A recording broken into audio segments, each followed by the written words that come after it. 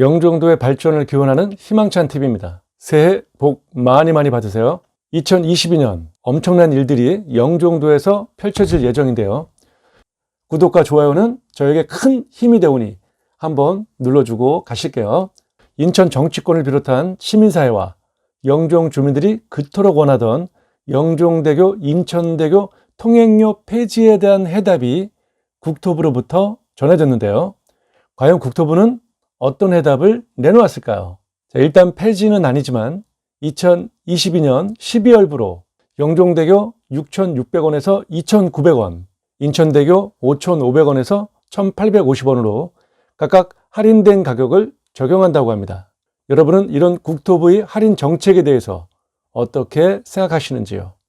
이런 할인 정책은 영종도의 눈부신 발전을 이끌 것이라고 생각합니다만, 톨비 폐지의 문제는 영종도를 전 세계 최고의 관광도시로 만드는데 일조할 것입니다.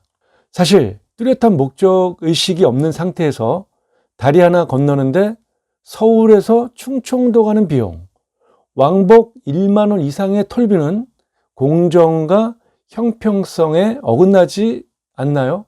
대선 공약으로 채택되어 부당한 톨비 때문에 영종도로 와야 될 분들이 방콕을 하거나 광화도, 제부도, 안면도로 가는 일이 없었으면 하는 바람입니다. 대선 공약으로 김포, 인천공항 통합이 급물살을 탈 것 같은데요.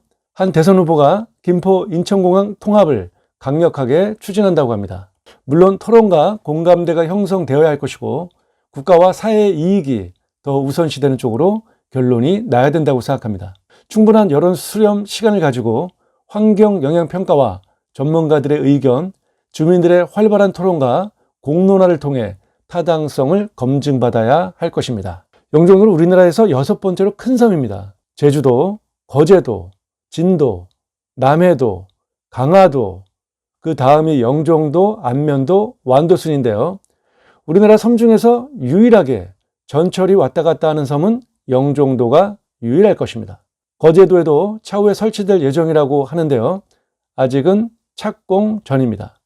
비행기가 착륙할 때 걸릴까봐 전봇대가 없는 섬도 영종도가 유일할 것입니다. 영종도에서 혹시나 전봇대를 보신 분들이 계시다면 반드시 로또 복권을 사시기를 권유해 드립니다. 비가 아무리 많이 와도 홍수가 나지 않는 섬도 영종도가 유일할 것입니다.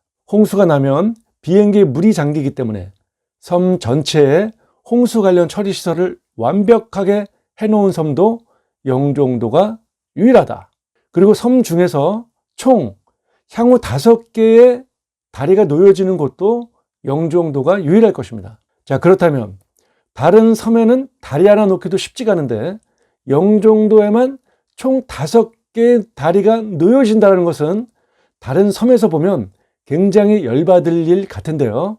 유독 영종도에만 5개 다리가 건설되는 이유는 그만큼 영종도가 앞으로 세계적인 관광, 항공, 물류의 메카, 대한민국 관문으로서의 중심 역할을 기대하기 때문일 것입니다. 영종대교, 인천대교, 무의대교는 완공이 된 상태이고 2025년 완공을 목표로 복합 리조트 못지않을 제3연육교, 또한 영종도에서 신도 강화도로 연결되기 위해 올해 착공한 서해 평화대교는 통일 후 개성을 거쳐 신의주 중국을 통해 유럽까지 연결되는 미래 우리나라 경제를 이끌 핵심 발전축으로 생각합니다. 우리나라의 모든 여객과 물동량이 영종도로 모여들 것입니다. 대한민국 모든 철도의 종착역은 서울역이 아닌 인천국제공항이 될 것입니다. 항공 화물의 90% 이상이 인천국제공항에서 책임질 것이고 중국이나 일본의 물류회사들도 인천공항을 허브공항으로 더 빈도 있게 사용할 것입니다.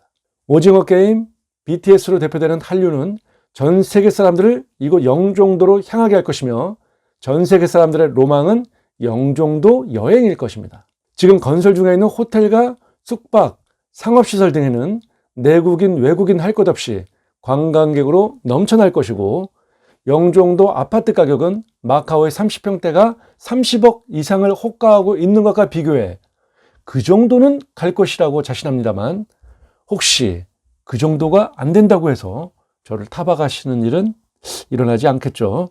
자, 마카오보다 경쟁력 우위의 지정학적 위치는 반드시 마카오를 따라잡고도 남을 것이라고 자신합니다. 자, 그렇게 되면 영종도 주민들의 복지와 삶의 질은 어찌 될까요? 마카오가 신종 바이러스 전염병이 오기 전 세계 통틀어 GDP 2위였다면 영종도는 우리나라에서 삶의 질 또한 최고 수준을 자랑할 것입니다. 정부에서는 영종 주민들에게 복지비와 각종 세금 혜택, 복합 리조트 이용 할인 및 자녀 우선 채용 등의 살맛나는 정책들을 실시하여 영종 주민들의 삶의 질을 엄청 끌어올려 줄 것입니다. 10년 전에 짜놓은 구태의원한 18만 3,700명의 계획 인구로는 앞으로 영종도에서 벌어질 발전을 절대 담지 못할 것입니다. 30만 명, 아니 40만 명으로 수정을 하고 그에 대한 대안과 목표 설정을 새로이 해야 할 것입니다.